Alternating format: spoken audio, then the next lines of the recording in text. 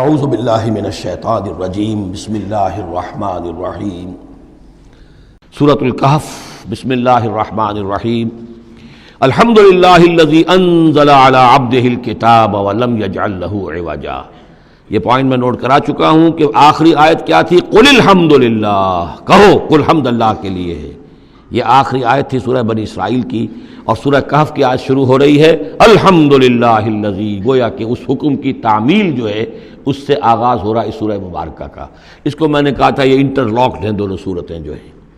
جیسے آتا ہے تورات میں کہ حضرت یعقوب اپنے بھائی عیسو کی ایڑیاں پکڑے ہوئے تولد ہوئے، یہ جڑواں پیدا ہوئے تھے، دو بھائی عیسو اور یعقوب۔ عیسو بڑے تھے، یعنی بڑے اس معنی میں جو بھی ہوتے ہیں جڑواں، ان میں جو پہلے جس کی ولادت ہو جائے وہ بڑا ہوتا ہے، چاہے 2 منٹ کا فرق ہو 5 منٹ کا فرق ہو۔ تو اس کی ولادت کے بعد پھر حضرت یعقوب، تو عقب کہتے پیچھے کو، پیچھے آنے والا یعقوب، اس لیے ان کا نام پڑ گیا ہے کہ یہ پچھلا ہے۔ جو پہلا تھا وہ عیسو تھا، عیسو کے بارے میں کچھ معلوم نہیں، ان کی اولاد وغیرہ کدھر گئی، بہرحال وہ ایک علیحدہ بحث ہے۔ تو اسی طریقے سے یہ سورہ کہف جو ہے گویا کہ سورہ بنی اسرائیل کی ایڑیاں پکڑے ہوئے قرآن مجید میں وارد ہو رہی ہے۔ اس میں آپ دیکھیے الحمدللہ الذی انزل علی عبدہ، وہی اللہ تعالیٰ نے اللہ کے اپنے رسول کی جو نسبت ہے اس کو عبد کے نمایاں کیا ہے، کتاب نازل کی ولم یجعل لہ عوجا، اور اس میں کوئی کجی نہیں رکھی، قیما سیدھی، ٹھیک ٹھیک، روشن مبین، لینذر بأسا شدیدا۔ اب یہ ہے لفظ جو بہت زیادہ غور کرنے کے قابل ہے۔ اس کتاب کے حضور پر نزول کے مقاصد میں سے ایک یہ بھی ہے خبردار کر دیں ایک بہت بڑی آفت سے۔ ویسے باسن جب واحد آتا ہے تو عام طور پر اس کے معنی جنگ ہوتے ہیں، جب جمع میں آتا ہے تو سختی، مصیبت، بھوک، فاقہ، یہ سارے بأسا۔ آیت البر میں بھی ہم نے پڑھا والصابرین فی البأساء والضراء وحین البأس۔ بأسا جب جمع میں آیا ہے تو فقر و فاقہ، تکلیف، مصیبت، اور حین الباس جنگ کے وقت۔ تو ان دونوں کو ذہن میں رکھیے،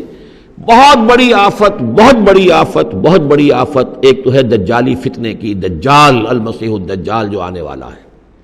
جس کے بارے میں حدیث میں آتا ہے کہ کوئی نبی اور رسول ایسا نہیں گزرا جس نے اپنی قوم کو دجال کے فتنے سے آگاہ نہ کیا، اور پوری انسانی تاریخ میں دجال کے فتنے سے بڑا کوئی فتنہ نہیں ہوگا، اور وہ ہر بندہ مومن کے امتحان کے لیے کڑا ترین جو ہے مرحلہ آ جائے گا، سخت ترین امتحان اس کا لیا جائے گا۔ تو یہ جو سختی ہے اس کی خبر دیتے ہوئے یہ سورہ مبارکہ نازل ہو رہی ہے۔ اور خاص طور پر اسے باسن اگر جنگ کے معنی میں لیں تو الملحمۃ العظمیٰ، کتاب الملاحم، جو کہ آپ دیکھیں گے احادیث کی کتابوں میں پورا باب ہے کتاب الملاحم، اور اس کا تعلق بھی دجال کے ساتھ ہے، کیونکہ پھر دجال ہی کو قتل کریں گے حضرت مسیح علیہ السلام نازل ہو کر۔ تو یہ سارا مسئلہ جو ہے اس کی خبر دینے کے لیے قیما لینذر بأسا شدیدا من لدنہ، گویا کہ یہ جو احادیث کی کتابوں میں آپ کو حدیث کے ابواب ملتے ہیں،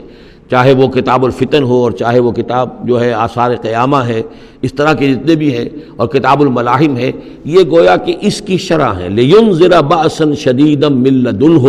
اور یہ ہوگا بھی خاص اللہ کی طرف سے، یہ آزمائش بھی، یہ دجال کا فتنہ بھی، یہ بہت بڑی جنگ بھی، جس کو آرمگڈون کہتے ہیں۔ کرسچین جو ٹریڈیشن ہے اس میں اس کے لیے لفظ ہے آرمگڈون، ایک بہت بڑی جنگ ہوگی۔ ڈکشنری میں بھی آپ دیکھیں گے کہ خیر اور شر کی قوتوں کے درمیان اس دنیا کے خاتمے سے پہلے ایک بہت بڑی جنگ ہونی ہے جس کا نام یہ آرمگڈون ہے۔ لینذر بأسا شدیدا من لدنہ ویبشر المؤمنین الذین یعملون الصالحات، اور تاکہ بشارت دے وہ ان اہل ایمان کو جو نیک عمل کرتے ہوں، ان لہم اجرا حسنا، کہ ان کے لیے ہوگا بہت اچھا بدلہ، ماکثین فیہ ابدا، اور وہ اس میں رہیں گے ہمیشہ ہمیشہ۔ یہ جو دجالی فتنہ ہے اس کے ساتھ ایک خاص مناسبت ہے سورہ مبارکہ کی۔ احادیث میں آتا ہے کہ دجالی فتنے کے اثرات سے بچنے کے لیے اس سورہ مبارکہ سے ذہنی اور قلبی رشتہ مفید ہے، اس کی تلاوت کرتے رہنا، خاص طور پر جمعے کے روز پوری سورہ کہف، ورنہ یہ کہ کم سے کم اس کی ابتدائی اور آخری آیات ان کی بڑی اہمیت ہے۔ دجالی فتنہ اصل میں کیا ہے سمجھ لیجئے کہ ایک تو ہے دجالی فتنہ بالعموم، دجل کہتے ہیں فریب کو، جیسے کہ کوئی نبی نہیں ہے، وہ اس نے فریبی لبادہ اوڑھ لیا، نبوت کا دعویٰ کر رہا ہے، وہ دجال ہے۔ تو اس طرح کی تو حضور نے فرمایا ہے کہ 30 دجال پیدا ہوں گے، انہی میں سے ایک ہمارے زمانے کے اندر جو ہے یہ غلام احمد قادیانی بھی تھا، وہ دجال تھا، جس نے کہ اعلان کیا کہ میں نبی ہوں جبکہ وہ نبی نہیں تھا۔ تو فریبی بنا ہوا، جس نے کہ ملمہ اپنے اوپر چڑھایا ہوا ہے۔ اسی طریقے سے دجالی فتنہ یہ جو ہے اس پوری دنیا میں اس وقت جو فتنہ ہے وہ یہ ہے کہ مادہ پرستی کا اتنا غلبہ ہو چکا ہے ذہنوں کے اوپر، افکار کے اوپر، لوگوں کے نظریات کے اوپر، لوگوں کے اخلاق کے اوپر، لوگوں کے اقدار جو ہیں، ویلیوز جو ہیں اس کے اوپر، کہ وہ آخرت کو بالکل بھول گئے، اللہ کو بھول گئے، اسباب کے اندر گم ہے، مسبب الاسباب سے ذہول ہو گیا، دنیا ہی دنیا ہے، آخرت کو بھولے ہوئے ہیں، مادہ ہی مادہ ہے، روح سے کوئی سروکار ہی نہیں۔ یہ ہے بالعموم جس کا نام دجالی فتنہ ہے کہ حقیقت کے اوپر پردہ پڑا ہوا ہے، آخرت پر دنیا کا پردہ پڑا ہوا ہے۔ یہ دنیا جو ہے در حقیقت کیا ہے؟ وَمَا الْحَيَاةُ الدُّنْيَا إِلَّا مَتَاعُ الْغُرُورِ، یہ دھوکے کا سامان ہے۔ اصل زندگی کو اس نے ڈھانپا ہوا ہے، ہم نے یہ سمجھ لیا کہ زندگی یہی ہے، اسی کے لیے بھاگ دوڑ، محنت، صبح و شام، اسی کے مستقبل کی فکر ہے، لیکن اصل زندگی اس کی کوئی فکر ہی نہیں ہے۔ باقی ایک دجال جو ہے جو آئے گا، وہ معاملہ احادیث کے اندر بھی بڑی طوالت کے ساتھ ہے، اور اس میں کافی پیچیدگیاں بھی ہیں، بعض چیزیں جو ہیں ایک دوسرے سے کچھ مختلف بھی ہیں، اس میں پھر اہل علم کو بہرحال مطابقت پیدا کرنی پڑتی ہے۔ میں نے جہاں تک اپنی کوشش کی ایک رائے تک میں پہنچا ہوں، لیکن ابھی میں اسے بیان نہیں کر رہا ہوں۔ بہرحال دجالی فتنے کی خبریں موجود ہیں بہت شدت کے ساتھ، اور اس صورت کا پڑھنا جو ہے اس میں بہت مفید ہے۔ اس صورت کے مضامین کا دجالی فتنہ بالعموم سے کیا تعلق ہے وہ تو اس ہم دورہ ترجمہ دوران کے اس کے دوران بھی آپ کو معلوم ہو جائے گا، لیکن اس کے جو خاص بڑے مباحث ہیں، خاص طور پر یہ کہ ایک ہمارے بہت بڑے عالم گزرے ہندوستان میں اس صدی کے آغاز میں، مولانا مناظر احسن گیلانی، انہوں نے اس میں باقاعدہ کتاب لکھی ہے، آپ کو مل جائے گی بازار میں بھی، اصحاب کہف کے جو کا معاملہ سورہ کہف کے مباحث ہیں ان کے۔